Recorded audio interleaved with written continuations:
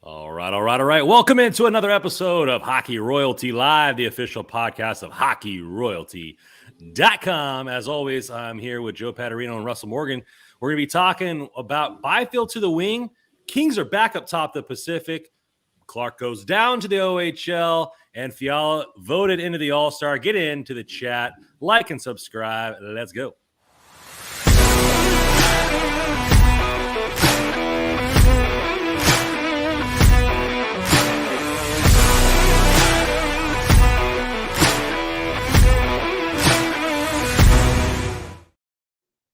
All right, guys, feels good being in this, top fresh air up top the Pacific. How you guys doing today? Yeah, I'm doing pretty good. Kings are rolling along, and my Chargers got a playoff game on Saturday. It's a good time in Russell's sports world, I guess. And Joe, what's going on with you, my man? Shoot, speaking of that, the Giants got a playoff game, which I would have never saw coming at the start of the year. So yeah, not too bad. Not too bad. Randon, how's things with you? Well, I mean, we were talking about a little bit before some bad news today, but I got my catalytic converter stolen. So if anybody has a truck or SUV that's an old one, put a guard on it. Like it's been put a long day on it. Spend the $150, $200 to get a guard put on it because it's been heck. I mean, it's almost going to be 3 months before I get my truck back and everything like that. So it's been a whirlwind. So protect yourself out there in your cars. Thieves are getting mighty creative there. But outside of that, great. I mean, Niners are playing Saturday. Sucks that it's the day game because I'll be working. So hopefully I have some deals working to make some money, but hopefully it's almost dead in there so I can watch the football game.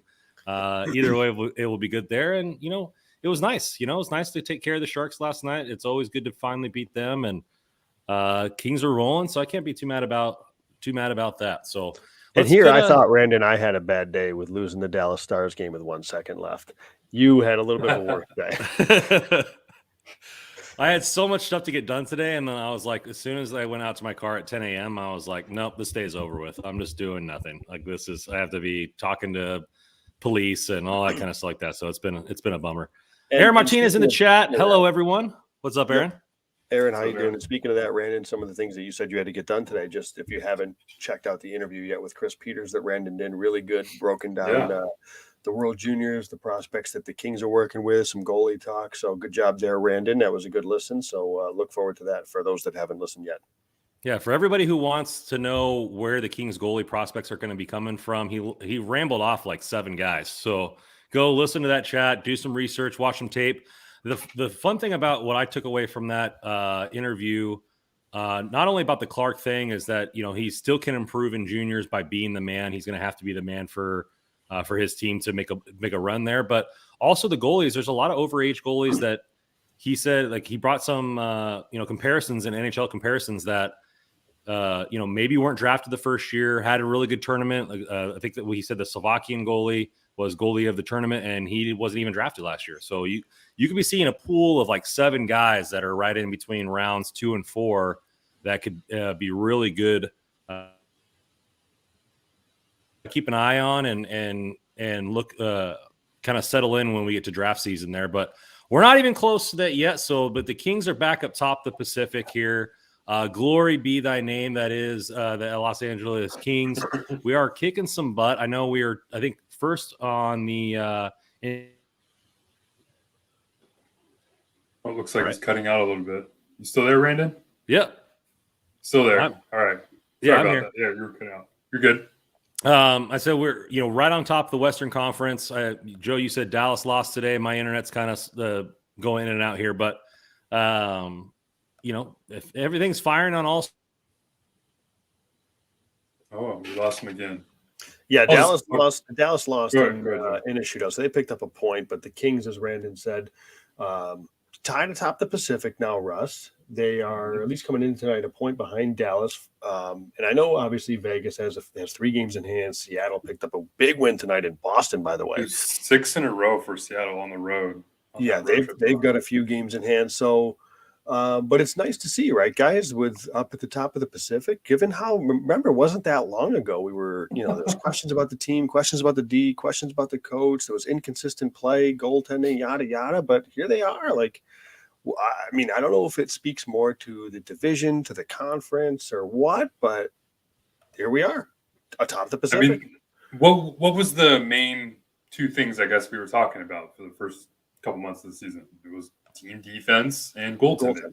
Yep. And once you fix those two things, if you're able to keep the offense at the pace it was at, where the Kings were just scoring, they were finding it pretty easy to score goals. They just couldn't keep the puck out of their own net. And since Phoenix Copley has stepped in, since the defense has stepped up, it's been a major turnaround since the Boston game in Boston. And it's been a fun ride ever since then. Yeah, and I think we talked about it often on this show. That was like, they weren't, when you looked at their possession numbers, they were fine. Like, wasn't as if they were getting hemmed in, they were getting beaten up. Like, they were fine in these games. They weren't getting saves, and their D was a little suspect. And I think back to that. So as after that Calgary game, remember that crazy Calgary game in Calgary, Russ? We had the spaces after, I wrote that piece about a bunch of games, and I was like, it just I would be curious, and perhaps it's been asked, and I just haven't seen it over the last whatever, but there hasn't been like this system change in the defensive zone that I've noticed. I genuinely think that we talked a lot on the show that it was going to take some time. There's some new guys, some defensemen playing more minutes, and there was some of the D were in and out. Some of the forwards were in and out. Kevin Fiala's new. You'd look at Velarde was new to the lineup, and you had Clarke playing a few games. Dursey is now a full-time guy. So I just think it was early season, which a lot of teams deal with that in the early season. I think there's a lot of goals scored generally at the early part of the season. I actually think that's factual, that there's a lot of goals scored in the first couple of months. So I think that it was just a matter of time, as long as they kind of stayed with it, if you will, that they would have figured it out. It wasn't like this systematic breakdown. It was a lot of individual errors because they were still probably getting used to each other, getting used to playing, feeding off each other and getting some of that chemistry going. And I think once we find it, you mentioned Phoenix Copley coming in. He's at least played average. Like, he hasn't been lighting the world on fire, but he hasn't had to, because the Kings have played pretty well in these games. That's all they needed, right? It was just average goaltending. And they weren't getting that. They were getting way below average. Really bad. Unfortunately, just to put it nicely. But, I thought Drew Doughty did a really good interview with Jackie Redmond on NHL Network. I don't know if you guys got a chance to take a look at that, but they posted that on their Twitter feed. And he spoke specifically about how the team is starting to feel a little bit more confident, or feels this kind of confidence with Phoenix Copley in net. And that's what we kind of been talking about. Is I don't know if maybe the Cal Peterson waiver situation maybe was an eye opener. I'm sure it was. Rob Blake talked about it. It wasn't a message to the team, but it's certainly an indirect message to the team. Like, hey, look what's happening with defensively, goaltending. Some shakeup had to happen, and unfortunately, Cal Peterson, probably the right move to do at that time. And he's been in the AHL, and Phoenix Copley stepped in. There's been this new confidence with the team. They're starting to focus more defensively. But it's been the great thing to see, and I'll harp on it again, is that the offense is not slowing down from it. So if you're still able to score goals like they have been, or they were at the first part of the season, while defending and focusing a little bit more on defense, they're winning a lot more games because of it. And if they can continue to do that, man, the way the Western Conference is looking right now, it's not that scary. It's not scary at all. No. And there's a lot of expectations being brought in terms of maybe this team can eventually be atop the Pacific Division when we get closer to the end of the season. Yeah, I mean, Joe was saying it was only a matter of time, but I was shaking in my boots. I was wondering if this team was just a flash in the pan. I think a lot of Kings fans were. I mean, Armageddon was about to happen, riots in the streets, and it's been turned around. And whether what it's been, or if they stick with the system and they have more confidence, or this or that, or average goaltending, the team is just on fire. And confidence, usually when you start stacking up wins and confidence starts melding in, you're getting over a point per game still from Kevin Fiala. I mean, 5 goals in 2 games, during this little stretch here. And so I think they've shown commitment on the defensive side. You saw Byfield say that, hey, I'm focusing on playing a little bit more physical, a little bit more defensive, breaking up pucks, taking block shots. And he said he got rewarded with his goal the other night. So, it's been something that I've really seen we've been asked, or what we've been asking for is this team to have an identity. And I think that started with in between the pipes, like you said, the confidence and in that member, and it's starting to exude out across everybody else. I want to add, and I didn't realize this until a couple days back. Maybe I was doing one of the game previews. The Kings haven't lost in regulation to a Western Conference team since November 18th. So when you talk about picking up points in the standings and gaining traction in the standings, even if you're losing in your conference, but you're doing it and you're picking up a point in an overtime or a shootout loss, you look at back, all their losses in the last almost 2 months, almost 2 full months at this point, have been Eastern Conference. Look at the Sabres, look at Columbus, look at Boston, right? They've lost to those teams. I mean, again, they've had a couple of shootout losses or overtime losses to some Western teams, but in general, I was kind of taken aback when I saw that. And again, maybe it's just kind of one of those things that's fluky or whatever. But when you're picking up points every single night against your conference, huge. And that's why you're climbing the standings. And just more specifically, just this past week, going back to, it was the Boston game that they lost, but this stretch that they've had against, if you're able to beat Edmonton the way they did, you're able to beat Dallas, you're able to beat, who else they got? They got the Sharks. I mean, Vegas 5-1 with the Fiala Hattie. I mean, those are all divisional rivals that the team, I'm sure, has a little history against. So winning those games, that's got to build up that confidence even more, and to say, hey, okay, now we're starting to figure it out. If we can just continue to play this way, the same kind of way we've been playing this last month or so, we're going to win a lot more games, and that's really what they've been doing. And if this can continue, man, I'm really excited to see what happens. I'm ready for the playoffs right now, man. Here we go. Yeah, you're seeing it. They mentioned it in the Edmonton broadcast that if Grunstrom, who was a healthy scratch that night, was playing for Edmonton, he'd be their 5th leading scorer in points. So they're struggling 5-on-5. Yeah, they have. It's literally 2 guys, and that's it. So the Kings have that heavy hitter in Fiala, and you could say there's some B-line guys. Compared to heavy hitter, that point per game player, but. They're getting it from all over. They're getting heroes almost different every single game. You're looking at Kempe gets a good game. You get a good stretch by Fiala here. The defense comes up big. You're looking at only giving up 1 goal to Vegas.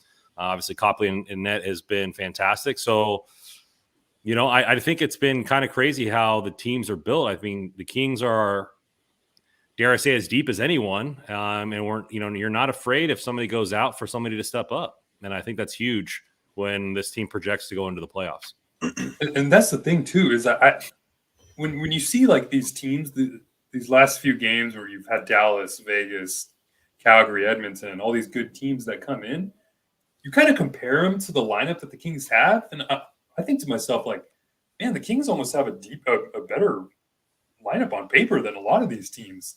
And we're starting to see this top 9 that we've talked about developed into, especially with Quinton Byfield on the wing. We'll talk about him a little bit later. With him on the wing on the first line, man, this top 9 that the Kings have found right now, with you have your one of your leading goal scorers in Gabe Vilardi and your leading point scorer in Kevin Fiala playing on the third line with Blake Lizotte.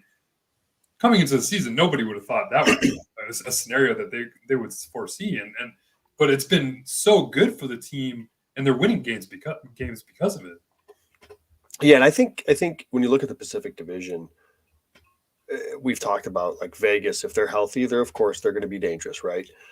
But after that, like Edmonton, if you stay out of the box against them, now we'll see what everything can change with the trade deadline, right? If Edmonton adds the right pieces, I'm still a very big believer in Calgary. They're going to be a tough team to play. They're getting right. They're playing really, really good hockey. You look at their possession metrics. They're among the best in the league again.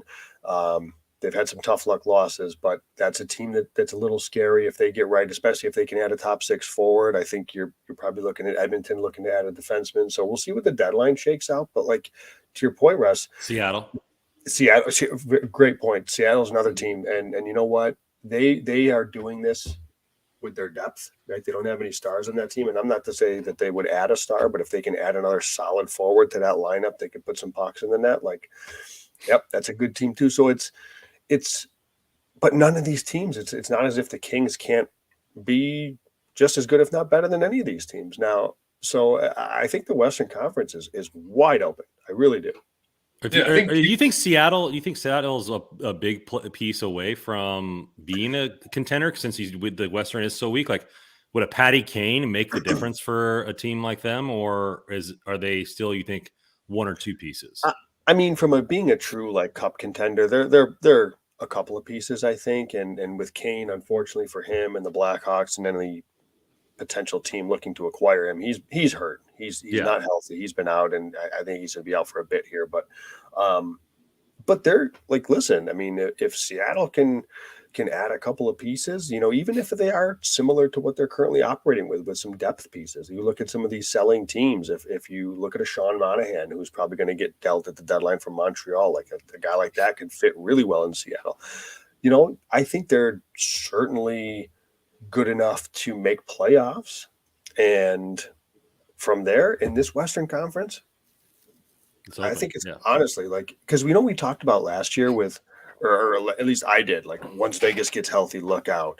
Well, they got healthy, and then it was just too little too late. And we've been saying it with Colorado, like once they get fully healthy. But you know what? They're tied right now with Chicago after 2 periods, 2-2. They don't look that great in this game. I know they're missing Landeskog. I know they're missing Chushkin, but like they haven't clicked this season. Something's not right there. Something's missing, and there's no guarantee that they the switch turns and they're a great team again come March. So again, I Dallas doesn't necessarily scare me. I know they got a great goalie, but I think the Kings in the Western Conference, I think they're in the discussion. A first round goalie, by the way. When you look at the division, I mean, the bottom is already set.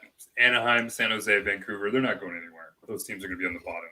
And I feel like there's this outside perspective. Everyone's just kind of waiting for Edmonton and Calgary to just figure it out. And when I watch Edmonton, they're such a wild card. They're just getting carried by McDavid. Yep. And I feel like even people will say like, oh, bring in a defenseman and that's going to fix everything. I still don't think that's going to help. I mean, goaltending for them is such an issue. And I mean, it's a huge issue just across almost the entire NHL right now. Yep. And for the Kings, they just found this diamond in the rough in Phoenix Copley that's just carried them. But up and down the Pacific, there's no real good goaltenders. Logan Thompson's going to the All-Star game, and the next best goalie has been Phoenix Copley. So besides that, I mean, I don't know. Seattle, I feel like Seattle and the Kings, from everybody else that I've heard, all the national media, they're kind of waiting to see like a prove it moment for these teams, which doesn't really make sense because the Kings are starting to kind of prove to themselves, but everyone's kind of waiting to see if Copley eventually falls. And I feel like a lot of fans from the Kings too are eventually waiting for that to happen because they're like, well, Phoenix Copley is probably not going to carry the Kings in the playoffs, and Jonathan Quick still should be the starter. I'm like, dude, I'm not even thinking about playoffs in terms of who's starting in goal. I'm just thinking about the next game because that's what I've been doing, and Phoenix Copley just continues to win games. And if that's going to be the case going into the end of the season, Phoenix Copley is going to be the starter in net for the Kings come playoff time. So Nick Froman comes in here with a quick thing. It's kind of a piggyback thing to what you were talking about with Copley and Quick. Has anybody read on Quick's acceptance of unfamiliar backup territory? Do you think he'd want out to go somewhere at the deadline? I don't get that sense from Quick at all.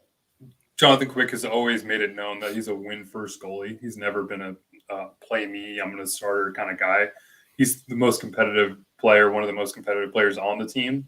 And if the team is winning games, I don't think Quick's going to bat an eye. He's going to sit there and watch the team win, and come playoff time, if his name is eventually called, I'm sure he'll be ready to go. I think this rest is probably good for him. I don't know. It's hard because like that spot start he got against Philly, that was a little rough. There were a couple soft goals that he probably let in, but I mean, we were talking for a while there that Quick shouldn't be the one starting every game. He should be at least platooned, but more than likely the backup. And right now he is the backup. So you just kind of hope that if he does get called upon in back-to-back situations, or if Phoenix Copley does eventually falter, that Quick can kind of find his game again and be that number one goalie for the Kings in a short span. Yeah, I'm completely agree with that. And listen, as far as the deadline, there's not a team that's looking for a starting goalie that's going to acquire Jonathan Quick. So I wouldn't worry about that. And you know what? Like as you kind of look ahead, you keep barring back-to-backs, you just keep riding Copley. Why not? Yeah, I've heard people say, well, what should the Kings go for a goaltender at the deadline? And I'm like, have we not learned from Peter Budaj trading Budaj for Ben Bishop? Like, let's just ride what you have right now. There's no reason to bring in a long-term option in that at the deadline. Maybe it's something you revisit in the offseason. But even then, I mean, goaltending, we talk, I feel like this is like the main topic of every podcast we've done lately. It's just goaltending has been such an anomaly this year. And I feel like it's going to be changing. The outlook of goaltending is going to be changing maybe in the near future, or maybe even going forward in the NHL right now. So I don't know. Copley's the guy for now.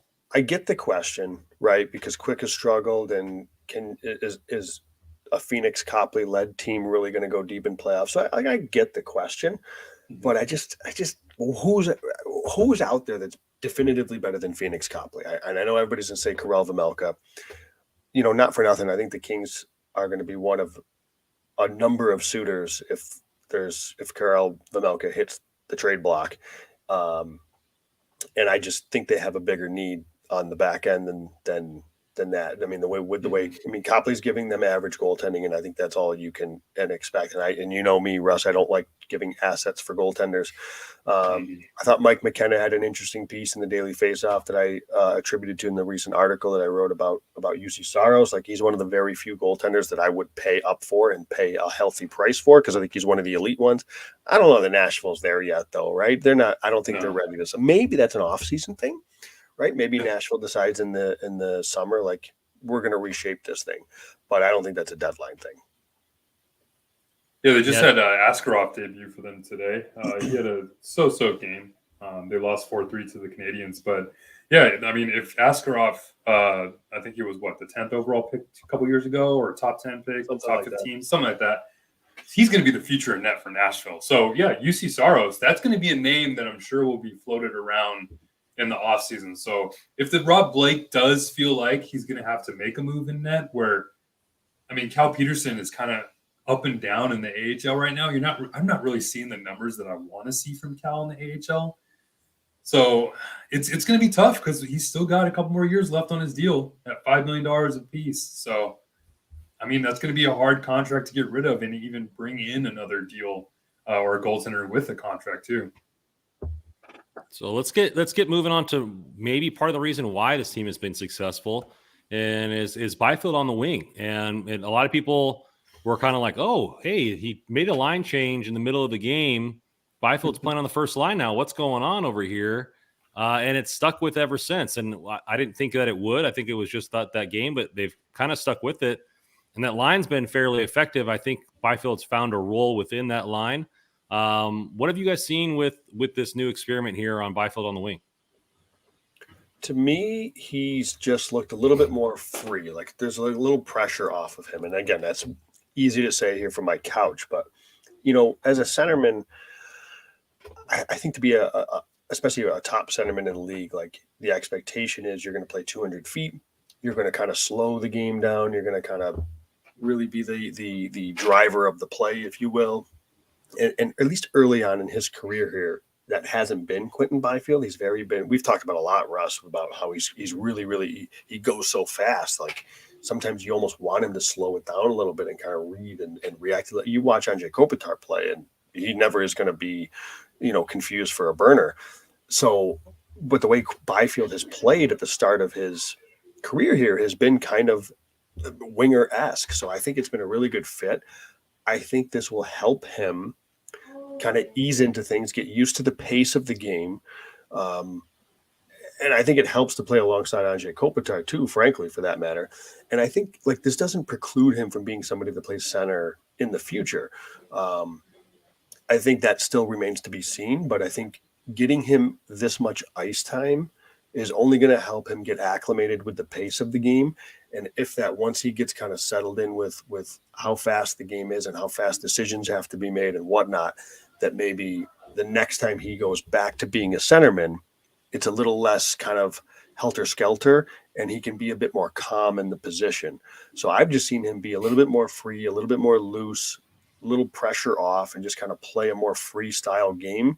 And I think he's looked really good. He's looked like a different player than Byfield as a center. Yeah, if you're trying to learn how to play a full game, I mean, playing alongside ONT-CA is probably the best player to do it on the Kings. But yeah, it's just for him, like you said, Joe, it's just he's been playing so fast. It's almost like an all gas, no breaks kind of play style for him. And since he's been in the NHL, and when you're able to play on the wing with Kopitar, who's able to slow the game down and find you that open space, I mean, just like we saw in the game against the Sharks last night. I mean, that goal he set up with Kempe. Kopitar was in the middle of the ice, slowed the game down a little bit, found QB in some open ice, and Byfield just skated up the wing and used that speed and power that we've been waiting to see and set up Adrian Kempe for an easy tap-in. So that's the type of play we've been waiting to see from Quinton Byfield. We know the speed is there. We know he has the strength. We know he has the vision. And he just hasn't been able to find space on the ice with the puck on his stick. With playing alongside Kopitar, you're going to find space with the puck. So I think it's great for now. Eventually, I still want him to be a center. I still think he needs to be a center for this team's future, because once ONT-CA Kopitar's gone, who's the number one franchise center for the Kings? There really is no one in the pipeline. So he eventually needs to be a center for this team. But for now, I mean, I'd probably leave him on the wing for the entire season just to see how that develops, because he's building confidence with each game, and he's just looking better and better and better. Well, it's been an interesting comment that you said there, Joe, because, not to use comparisons to Zegras like we always do, but, I mean, that was how the Ducks approached him coming into the league. I know this is not Quinton Byfield's first year, but they started him out on the wing and then put him back down in the AHL, had him play some center, and then he got brought back up as a center. But they got him used to the NHL game as a winger, gave him less responsibility, and let him get, like you said, used to the pace of the game, build some confidence, and play with players that, have done it, with the ONT-CA Kopitars and everything like that. So I wonder if it's going to maybe see some parallels there to where we'll see how long this rides out. I think the biggest indication will be if and when Kaliev and Moore come back, what do the lines look like? And maybe we can kind of talk about that. I haven't heard anything about any sort of timeline for any of those guys yet, but that's the interesting thing, to maybe they're using this as an opportunity to, like I said, get him ice time and get him some confidence, behind his game. I agree. And I think early in his career, we saw the Boston Bruins do this with Tyler Seguin. There was times where he would play in the top six as a winger, and there was a time he was third line center. So I think, this isn't necessarily unprecedented. What I do want to, because I've seen this on Twitter occasionally, and it was once mentioned in his comments, I really, really, really want to push people away from this whole Tage Thompson comparison, because not only are they totally different players, Byfield doesn't shoot like Tage Thompson. Tage Thompson has been doing what he's been doing as a shooter since college. He was a really good goal scorer and a really good shooter in college on the power play on that left flank. Obviously, he took him a while to find his way, and I know the size comparison, but they're totally different players. And if you look at a career arc, and I know we talk about Randon especially, prospect growth isn't linear, but Tage Thompson was borderline out of the NHL after multiple years, and then it just clicked in Buffalo. So the Blues were offering wondering a 5th round pick for him. That was the Sabres. Oh, the Sabres, yeah. Yeah, there was that reason. So the Tage Thompson thing, I agree that Byfield is young and he can still develop, and I'm not concerned about it. But to compare him to Tage Thompson, that is such a rare event. If you go back and look at historically and career trajectories and things like that, what Tage Thompson is doing is insane from where he was just a few years ago. So I just don't like seeing that comparison, because not only is that an extremely rare thing, and that's not what you want to bank on, but two, they're totally different players. Just because they're both big they're different players. So Do you I think like just this with- comparison? Nick Vroman, Byfield has a little Joe Thornton vision in him.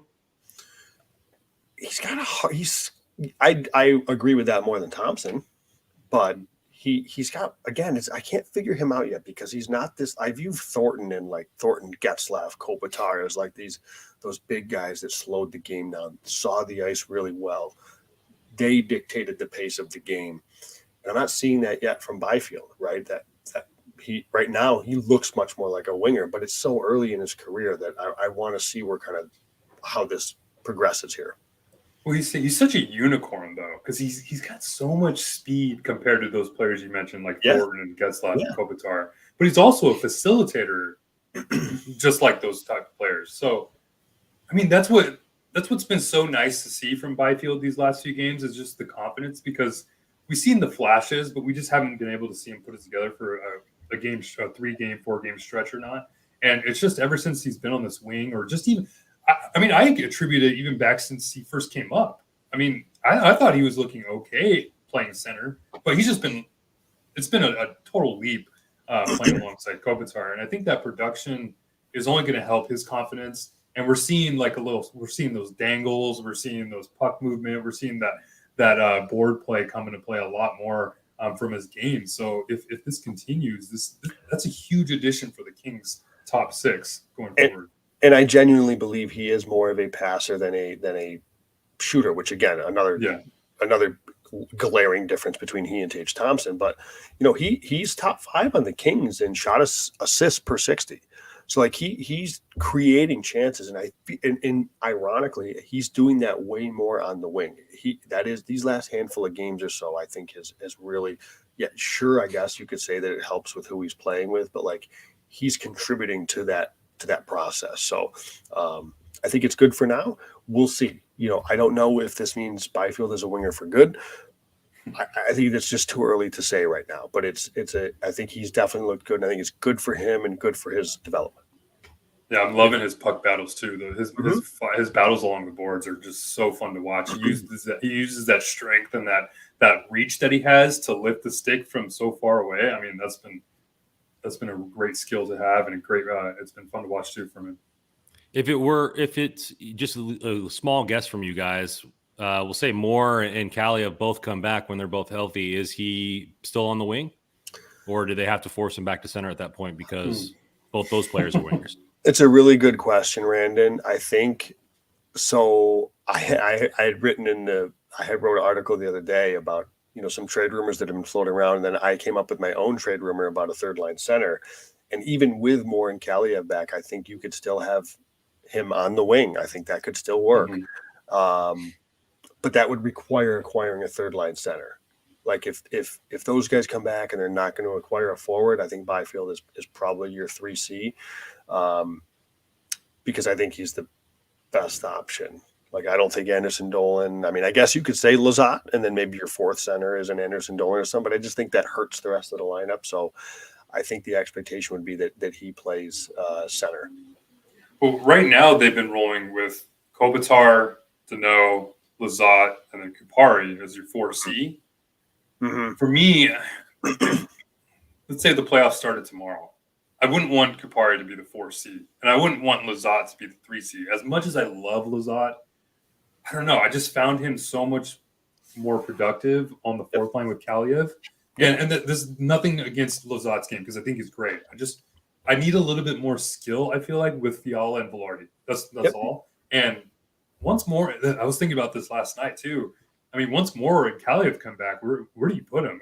I think it's more specifically Moore, because Kaliyev, I'd love to put him back with Lizotte on the 4th line and have those two find their chemistry together again.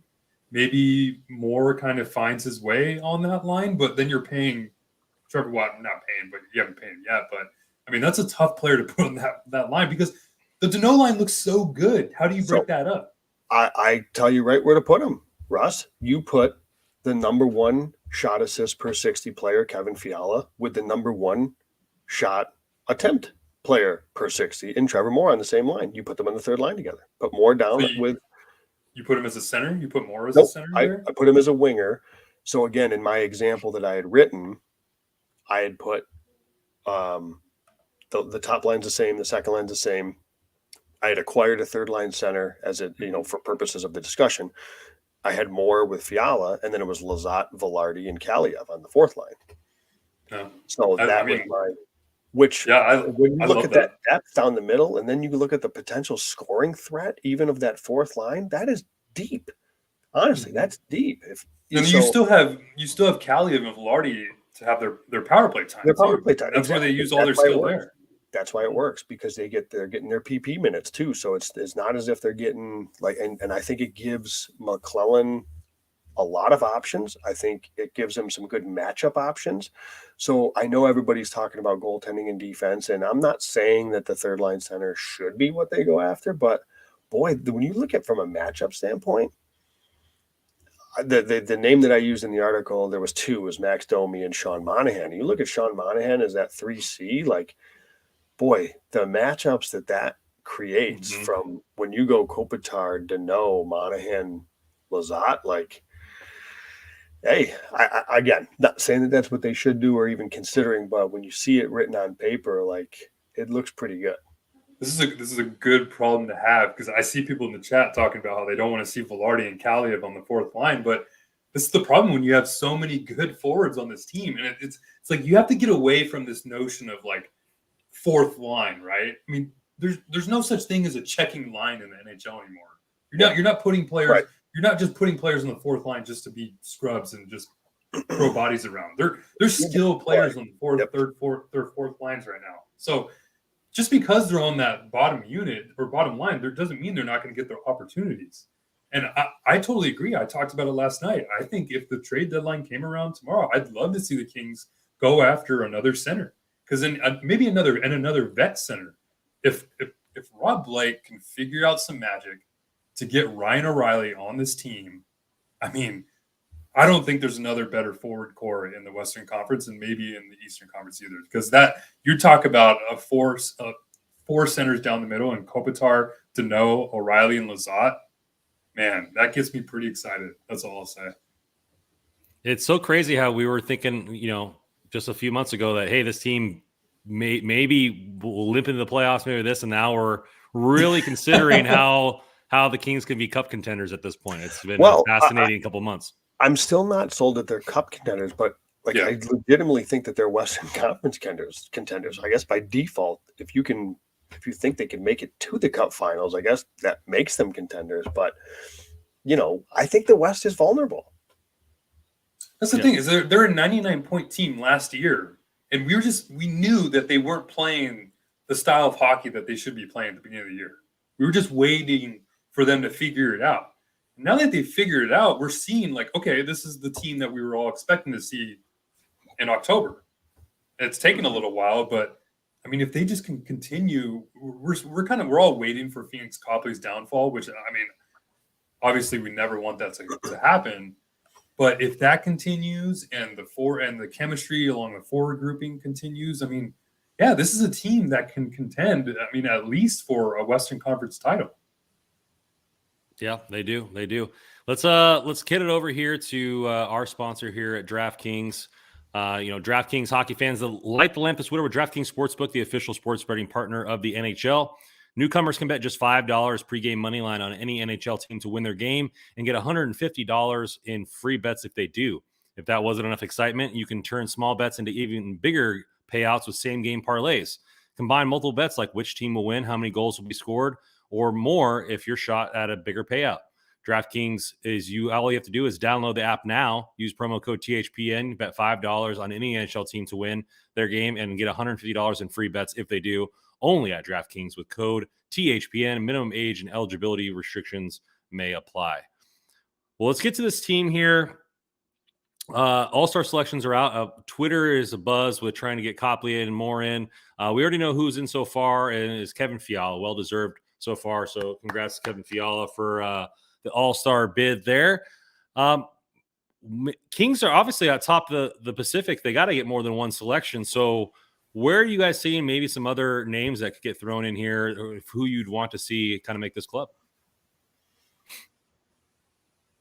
You're muted. Sorry about that. But yeah, for me, I mean, I think it's Phoenix Copley. And it's almost just because of the other goaltenders that are available in the Pacific Division. There's not that many other good ones. So just by process of elimination and just by what he's been able to do, I mean, we're talking about a goalie who's come in and is 12-2. Don't look at his goals against average, his save percentage, which is pretty much average. But I mean, if you're able to save a team season like he's been able to do and become best friends with Will Ferrell at the same time, man, send him to the All-Star game. I think it's interesting because you look at, I mean, that's what kind of sports is all about. You like to see those big moments. I mean, my Niners are riding one with Brock Purdy right now. I mean, you could get a goalie that, frankly, I didn't even want in this organization to start the season. I thought it was a useless pickup is saving this team. It's a great story. And yeah, he definitely deserves to be part of that club. What do you think, Joe? You know, there's a player that just continues to fly under the radar. But for me, it's Phil Deneau. I just think he's been so good yet again this season. He's second on the team in shot assists per 60. He's in the top 2 or 3 in shot contributions per 60. Just everybody you put on that line does well. Like he drives Arvidsson. Whether it was Trevor Moore that was there, Iafalo's there. It doesn't matter who's there. Anderson Dolan. That he played well the other day on that line. It just doesn't matter. And I think he goes so under the radar. He's having another good season. He's putting pucks in the net. I think Phil Deneau doesn't get enough respect in this league. Yeah, he's definitely the unsung hero. I think he's one of the better centers and facilitators, and he's obviously finding his offensive game, which nobody thought he would in Montreal. Man, were they wrong. So, I mean, the guy's just producing at all-time level, and yeah, he's well-deserved. He's getting the A. He got the A this year, the assistant captain, and he voiced in, I think it was just the LA Kings little kind of black and white episode or something like that they put out, that how much it means to him that the team has that much confidence in his game and his leadership to help this team and give him a letter. I think it meant the world to him. I think another interesting one would be Gabe Vilardi. I think it's just based on the story, just because of everything he's been through and coming to the season, we were pretty much talking about if this was Vilardi's last ride with the Kings. Now all of a sudden he's got 30 points in 42 games and he's playing lights out. So, I mean, just from a story standpoint, I think that would be a fun player to send over too. Do you guys believe in this? Is this a thing? All-Star games are risky for goaltenders. Keep Copley away from that place. Is that a thing that I'm not aware of? I don't care about that. The goalie risk for yeah. I think it's more of a reward. I don't. It's not like the home run derby where you don't want to send your power hitters and have them risk injury or whatever. No, I don't find that. All right. Well, I think Fiala is well deserved. We'll see who else gets sent there.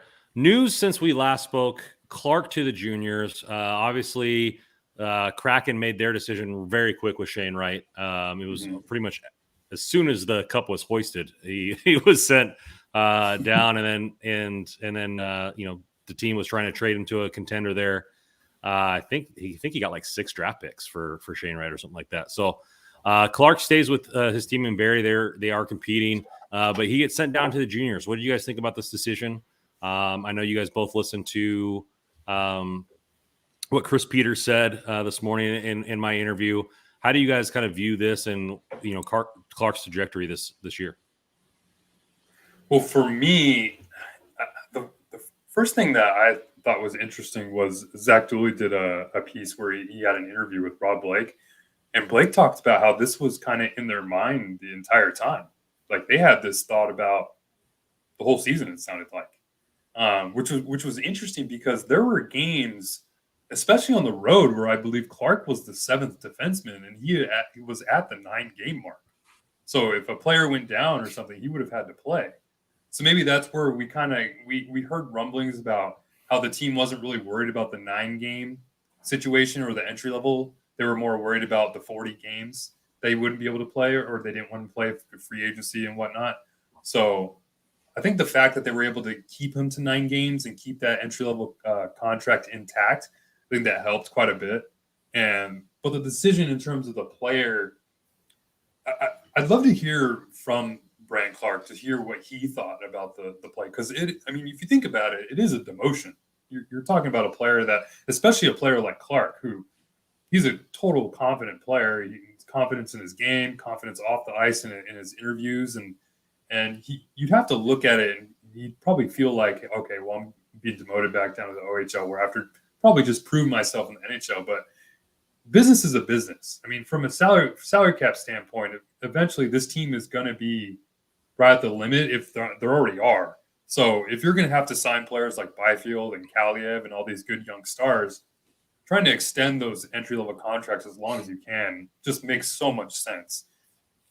And the thing is like, let's say the OHL season ends and they don't really make a long run, you can still come back and play for the Reign or even play for the Kings if they do make a long run in the postseason. So I don't think this is the last we've seen Brandt Clarke in the Kings jersey this year. I think there's still a really good chance he can play for the Kings at the end of the year. But yeah, going to the OHL, he's going to light it up. He's the captain again for Barrie. He had an assist in his first game back and was a +2. It was just actually tonight. So I think this will be good for him. He's a confident player, and if he's able to continue all the growth that he was able to find in the NHL and the AHL for a little bit, I think he'll find that and more in the OHL. I think it made obviously all the sense in the world once it got to the point where he was at the World Juniors and there was just no room for him. He wasn't going to play. The Kings have their set defensemen, so there just wasn't any room for him. So from that aspect, it obviously made a lot of sense. I still think he's good enough. I still think he can play in the NHL. I know Chris Peters said he probably isn't quite ready. I'm a little bit more willing to play the riskier player like that. I got a little more comfort with it. So I think he could have. And I also think the only thing that makes me a little nervous, and Chris Peters actually alluded to this too in the interview with you, Randon, was about bad habits in the OHL. And I don't think it's like bad habits intentionally or him thinking he's too good. I think bad habits just because he is going to be like one of the top guys on that team to try to get them to the playoffs and try to win. So like he could be doing things that you wouldn't expect him to be doing in the NHL. Like talk about he's going to be pushing it a little bit more. He's going to be taking more risks. He's going to be doing more things offensively because he's like the main guy there. So that's my only concern, I guess. I think he's an NHL player, but there was a log jam and there just wasn't room for him. So from that aspect, it is what it is. Yeah, that's the one thing you don't want, right, is for him to go down there and know he's the best player and then play like that. You want him to still kind of figure out that team aspect and help the team win games and not try to, I don't know, do things that he probably wouldn't do in the NHL. Yeah, I mean, I think that's the only thing that you kind of are concerned about is if he tries to do too much and play way more aggressive than he should and leave his partners out to dry. And then, that's the big thing is when he plays more games, he's going to be able to pick his points is what Chris said. And I think that's going to be something that's you do when you're playing against better opponents, because half the time you see in every sport, when you're the best player on the ice or the field, you can get away with things that you normally wouldn't be able to get away with at the highest level of your sport. And so it's something to kind of take a look at. I'm going to have to park the train, and get it detailed and, get it tuned up for whenever it needs to be ready. Yeah, I mean, I was a little sad. I was upset about it just because I believe so much in the kid. But ultimately, like you said, Joe, there's just not a spot for him. They weren't willing to or didn't have a trade for Sean Walker or Roy or whatever defenseman you wanted to trade for to open up a spot, or they were unwilling to. And this was the plan, like you said, all along. And they weren't really worried about it. They didn't think that it made as much of an upgrade to the third right shot defenseman, from Walker to Clarke, necessary to trade a player away. It wasn't that big of a leap for them to make a move. And, that's going to be up to Rob Blake and T-Mac. But ultimately, I do think he's the future of this team's defensive core. And I've liked what I've seen so far. And, congratulations to him on winning a gold medal and, at the tournament and having his moment. Point per game player. He went there. He showed exactly who he was in the biggest spotlight. And I'm proud of the kid. So. Yeah. And just to piggyback off the defense conversation, and I know I kind of gave the stat last week about Sean Walker and his shot contributions. Among the games tracked by Corey Schneider in the All Three Zones project, nobody's going to want to hear this, but the best defenseman in terms of zone exits with possession, it's Sean Walker. The best defenseman in terms of retrieving the puck and leading to defensive zone, leading to breakouts, Sean Walker. Now, again, he hasn't tracked every single game this season, but like Sean Walker's a better player than we're giving him credit for. This is an NHL defenseman. He's a puck-moving defenseman. He's not a sexy defenseman. He's not, especially when he's kind of quote unquote blocking Brandt Clarke, if you will. But I think, like, especially after the way he's come back from his injury, I really think we need to acknowledge that Sean Walker he's a solid defenseman. I think we need to, because he's caught a lot of heat, including from the three of us at times, but he's a player. He's a good player when he's healthy, and he's playing pretty well right now. Yeah, I'm glad you brought that up, because I mean, at the beginning of the season, we were all on Randon's Brandt Clarke train. We were all aboard. We were going to the NHL, but it was because of the defense was playing so bad, right? I mean, Sean Walker, beginning of the year, he wasn't really good, and I guess a lot of the defense wasn't pretty good, but him specifically, and it makes a lot of sense now if you look back on it, because you have a player who's coming off a long-term injury, just getting his feet wet back into the NHL, and it's going to take a little while to get him used to it. But yeah, since Brandt Clarke's left and gone down to the AHL or the World Juniors, Sean Walker has been a totally different player, and it's been entirely noticeable. That pairing with him and Edler has looked really good at times. They've had their moments still, but overall, I think they've been a really good pairing for the Kings, and I'm sure that's probably what helped Rob Blake make the decision.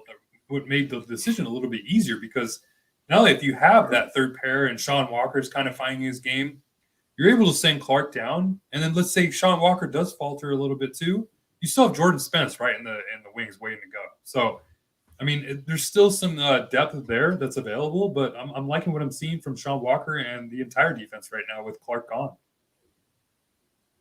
Yeah, it's going to be interesting to see how he keeps that up, and it might have just been an injury. Maybe they kept Clarke so long to give the opportunity for Walker to make this decision for them, right? Yeah. If Walker doesn't progress and there's a glaring need in that, and then they said, like you said, they don't care that they burn the contract at that point because they need him to play there. Now they don't need him to play. He can be moved on. They can move on from him and play some good hockey, which is what he is. He's not my Walker, but he is somebody's Walker, I guess. So let's get into it here. Player of the week for us. I think there's one glaring guy, but I mean, I'll let you guys start. Let's go, Russell. You get the first crack at it this week. Yeah, I think we all know who the glaring guy is Kevin Fiala, but I think overall we'll give him the player of the week. So I'm going to try to find like these little diamonds in the rough that I found. And I got to give a shout out to Alex Iafallo. He's been a monster since he's come back. I mean, this is the Alex Iafallo that we saw at the beginning of the year last year. Man, I mean, I think we're doing back to the Boston game, right? Last Thursday. Ever since then, I think they've played 4 games since then.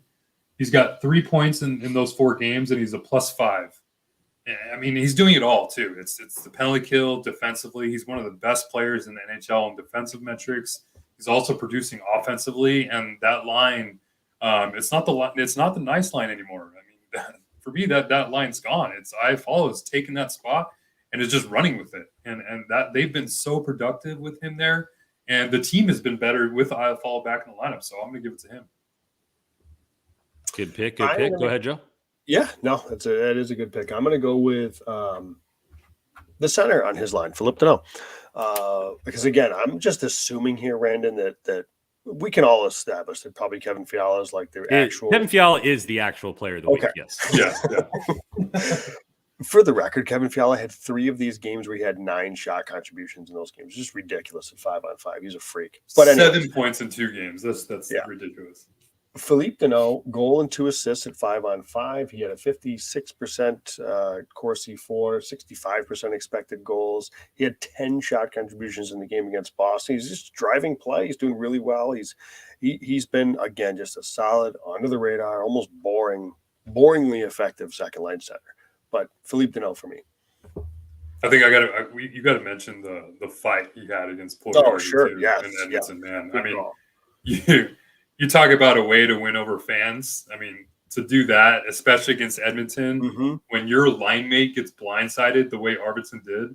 I mean, he just skated right over to Puljujarvi and just pulverized him. I mean, that was a 10-8 round. I mean, I loved every minute of it. The crowd was going wild too. So, yeah, Phil Deneau, he's quickly becoming a fan favorite and one of the Kings that probably could be wearing the C if Anze Kopitar does step away. Sure.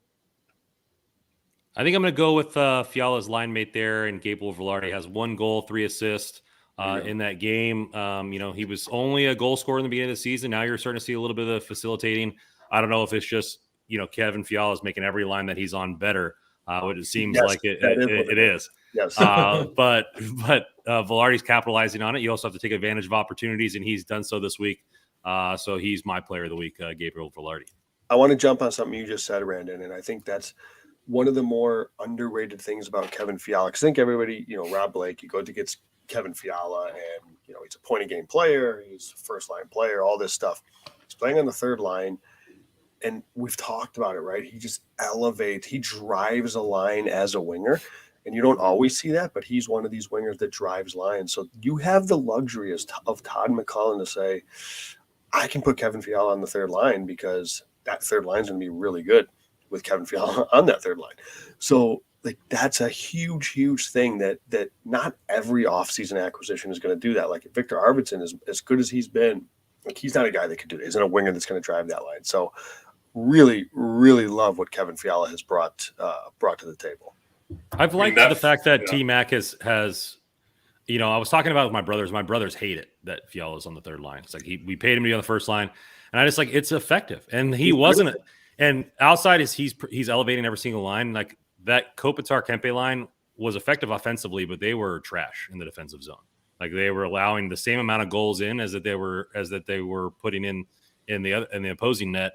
And like you said, when you have a guy that's elevating play like that, you can put him pretty much wherever and get production. And 15 minutes is still 15 minutes of ice time. And it's like the first, second, and third line. T-Mac's going to roll with whoever's hot. And if that third line is hot, they're going to get 20 minutes a night. Like it just is what it is. And like you saw it, as soon as he started putting pucks in the net, they rolled that Fiala line out there. They gave him as many opportunities as they possibly could. And so it doesn't matter 1, 2, 3, or 4. I mean, I don't think we'll ever see him on the fourth line. But I mean, if he's winning, he's winning. And you keep pumping that line out there. And I think he's doing a phenomenal job. It's been fantastic. So finally, I think this has been the high-end elite skill player that I've been waiting for the Kings to grab and have on the team. Yeah. Mm-hmm. Yeah. When was the last time we saw a Kings player try the Michigan? Yeah. Yeah. That game against Edmonton. I mean, every time he touched the puck in that game, he was doing something ridiculous that we've probably never seen a Kings player ever do before. And it was, man, I mean, that first goal he had, that zip pass to Kempe to spring him for that breakaway. Oh man, it's just that 2-game stretch with the hat trick against Vegas and the 4 points against Edmonton. Man, that's some phenomenal hockey being played by Fiala, and he deserves the All-Star nod. All right, guys. Well, I think that's going to do it for us today here. We got, if you're listening to this live right now, we got the Devils coming up here. What is it, Saturday? Is the next game? Saturday. Coming up Saturday. They're hot, so that'll be a good test for the Kings. You can find all of our articles at hockeyroyalty.com. You can follow us at hockey_royalty, at Rando Commando, at NHL Russell, at JW Paterino. If you want to get some gambling in, DraftKings, their code is THPN. The Kings are buzzing, guys. We're buzzing. Everything's buzzing. On this podcast, as always, go Kings, go. Go Kings.